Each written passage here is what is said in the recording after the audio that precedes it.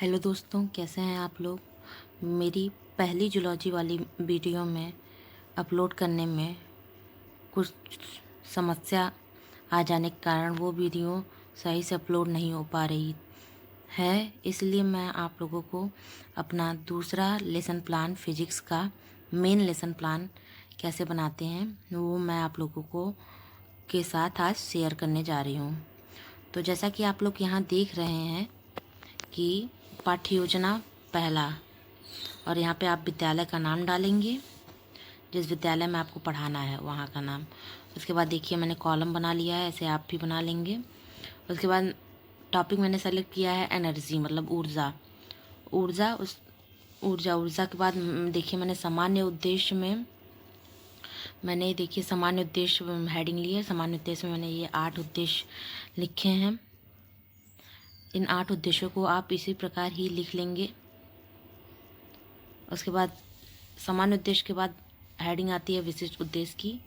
देखिए विशिष्ट उद्देश्य में भी विशिष्ट उद्देश्य को भी 3 पार्ट में बांटते हैं। तो देखिए नेक्स्ट पेज पे ले चलते हैं हम आपको। विशिष्ट उद्देश्य का पहला पॉइंट होता है ज्ञानात्मक उद्देश्य। ज्ञानात्मक उद्देश्य में मैंने 2 पॉइंट लिए हैं, जैसा कि आप लोग देख रहे हैं।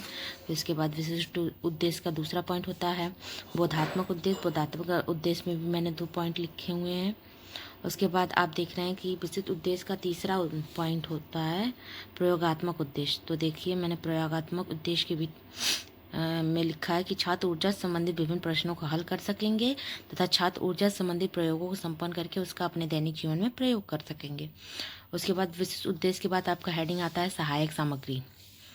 तो सहायक सामग्री में मैंने चॉक, डस्टर, लपेट, श्यामपट्ट, ऊर्जा को समझने के लिए विभिन्न वस्तुएं आदि। लपेट श्यामपट्ट को इंग्लिश में रैप बोर्ड बोलते हैं, रैप बोर्ड, तो आप इसमें कंफ्यूज मत होइएगा। और उसके बाद हम किसी भी टॉपिक को पढ़ाने से पहले हम बच्चों का पूर्व ज्ञान जांच लेते हैं कि बच्चों को कितना उस टॉपिक के बारे में पूर्व ज्ञान है। तो देखिए मैंने पूर्व ज्ञान में लिखा है छात्र ऊर्जा के बारे में सामान्य जानकारी रखते हैं। आइए आपको नेक्स्ट पेज पे ले चलते हैं। नेक्स्ट पेज पे हमने देखिए यहाँ प्रस्तावना के प्रश्न या प्रस्तावना कौशल इसे कहेंगे, जो कि पूर्व ज्ञान के बाद आता है हेडिंग। प्रस्तावना के प्रश्न में क्या करते हैं कि हम छात्रों से जो टॉपिक पढ़ाना होता है हमें वो निकलवाते हैं। तो देखिए मैंने, अगर आप छात्र अध्यापक हैं तो छात्र अध्यापक लिखेंगे यहाँ पे, और छात्रोत्तर। ठीक, यहाँ पे देखिए मैंने प्रश्न किया बच्चों, जब हम बोझा ढोते हैं या कठिन परिश्रम करते हैं तो हमें क्या महसूस होता है। तो बच्चे ने कहा थकान। ओके, फिर हमारा दूसरा प्रश्न देखिए बच्चों, थकावट को दूर करने के लिए हमें क्या करना चाहिए। तो बच्चे ने आंसर दिया है आराम। फिर आराम से ही हमारा अगला क्वेश्चन बनेगा कि आराम करने से हमारा शरीर कैसा महसूस करता है। कुछ बच्चों ने कहा एनर्जीफुल, ऊर्जावान, मतलब या ऊर्जा। तो मैंने वहाँ से टॉपिक मिल गया हमारा ऊर्जा।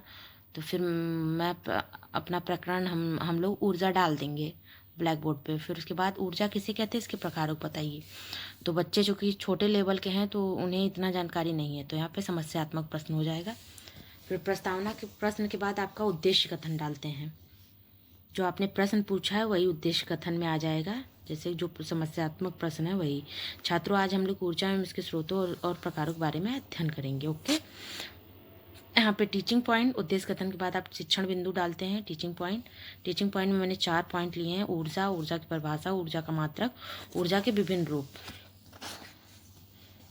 अब चलिए मैं आपको नेक्स्ट पेज पे ले चलती हूँ।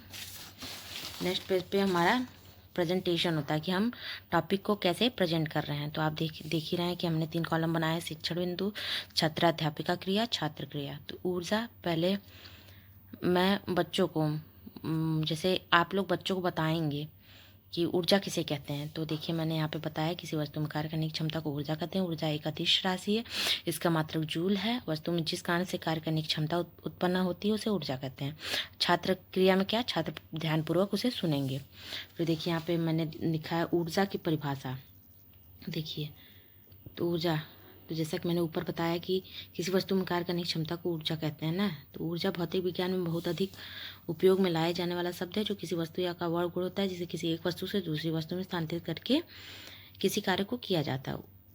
और यह है कि ये देखिए आप, यहाँ पे मैंने इसमें लिखा है कि ऊर्जा को न तो उत्पन्न किया जा सकता और न ही नष्ट किया जा सकता है, अर्थात ऊष्मा संरक्षण के नियम का पालन करती है। ठीक है, तो आप भी ऐसे ही लिखेंगे। हालांकि ये थर्मोडायनेमिक्स फर्स्ट लॉ है, ऊर्जा संरक्षण का पहला नियम, जो मैंने यहाँ पे ब्लैक पेन से लिखा है। फिर मैं उसके बाद बोधात्मक प्रश्न करूँगी। तो मैंने बोधात्मक प्रश्न में देखिए क्या किया, बच्चों ऊर्जा किसे कहते हैं। बच्चों ने आंसर दिया है कार्य करने की क्षमता को ऊर्जा कहते हैं। ओके, फिर हमारा अगला शिक्षण बिंदु होता है कि ऊर्जा का मात्रक। ऊर्जा का मात्रक देखिए मैंने एक्सप्लेन किया है कि ऊर्जा का मात्रक जूल होता है, और इस मतलब इसका नाम महान भौतिक वैज्ञानिक जेम्स प्रेस्कॉट जॉले के नाम पर दिया गया था, जूल का नाम।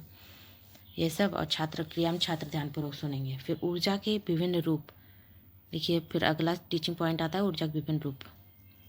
आप देख ही रहे हैं कि मैंने किस प्रकार से एक्सप्लेन किया है। फिर ऊर्जा के मुख्यतः दो प्रकार होते हैं, स्थितिज ऊर्जा, गतिज ऊर्जा। अब यहाँ पे देखिए कि स्थितिज ऊर्जा को मैंने कैसे एक्सप्लेन किया है। किसी वस्तु में भविष्य में कार्य करने के लिए एक प्रकार की ऊर्जा निहित रहती है, इस ऊर्जा को स्थितिज ऊर्जा कहते हैं। या फिर आप ऐसे भी कह सकते हैं कि किसी वस्तु में उसकी स्थिति के कारण जो ऊर्जा निहित रहती है उसे स्थितिज ऊर्जा कहते हैं। यह ऊर्जा वस्तु में संचित रहती है, जिसका उपयोग वस्तु कार्य करने के लिए कर सकती है। सूत्र स्थितिज ऊर्जा का सूत्र है P=mgh।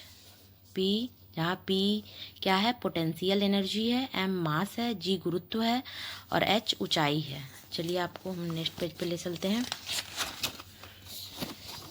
नेक्स्ट पेज पे देखिए मैंने गतिज ऊर्जा एक्सप्लेन किया है कि किसी वस्तु में उसकी गति के कारण जो ऊर्जा होती है उत्पन्न होती है उसे गतिज ऊर्जा कहते हैं। जब किसी पिंड पर बल आरोपित किया जाता है तो बल कारण वस्तु गति शुरू कर देती है, अर्थात हमारे द्वारा लगाया गया बल या कार्य वस्तु में स्थानांतरित हो जाता है और इस कार्य के कारण वस्तु गति करने लगती है। फार्मूला, गतिज ऊर्जा का फार्मूला है K=12 mv²। की काइनेटिक एनर्जी होती है जिसे गतिज ऊर्जा हिंदी में कहते हैं, M मास होता है और V उसकी वेलोसिटी होती है।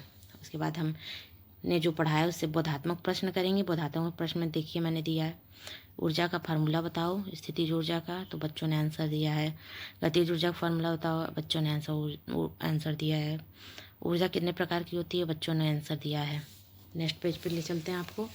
नेक्स्ट पेज पे देखिए मैंने क्या किया है, सैंपल सारांश। जब आप एक्सप्लेनेशन या प्रस्तुतिकरण खत्म कर लेते हैं तो आपको सैंपल सारांश लिखना पड़ता है। सैंपल सारांश में जो आप प्रेजेंटेशन में दिए रहेंगे वही सैंपल सारांश में आप लिखेंगे। जैसे मैंने लिखा है ऊर्जा, स्थितिज ऊर्जा, गतिज ऊर्जा, फिर उसके बाद निरीक्षण कार्य।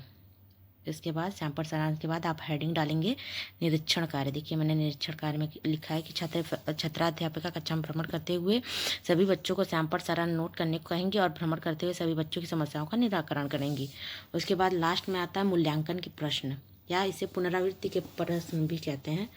पुनरावृत्ति के प्रश्न या मूल्यांकन के प्रश्न, इंग्लिश में से इवैल्यूएशन क्वेश्चन और रिकॉलिंग क्वेश्चन कहते हैं। तो देखिए मैंने ये सारे क्वेश्चन लिए हैं मूल्यांकन के प्रश्न में। फिर लास्ट पेज पे लेके चलती हूँ मैं आपको। लास्ट पेज पे आप बच्चों को मूल्यांकन के प्रश्न के बाद गृह कार्य देते हैं। देखिए मैंने यहाँ पे गृह कार्य दिया है। तो कैसी लगी हमारी वीडियो? अगर वीडियो अच्छी लगी हो तो हमारे चैनल को सब्सक्राइब करना ना भूलें, हमारे चैनल को लाइक शेयर करें। धन्यवाद। और अधिक वीडियो के लिए हमारे चैनल को सब्सक्राइब करें, बेल आइकन दबाएं और कमेंट ज़रूर करें कि आपको वीडियो कैसी लगी।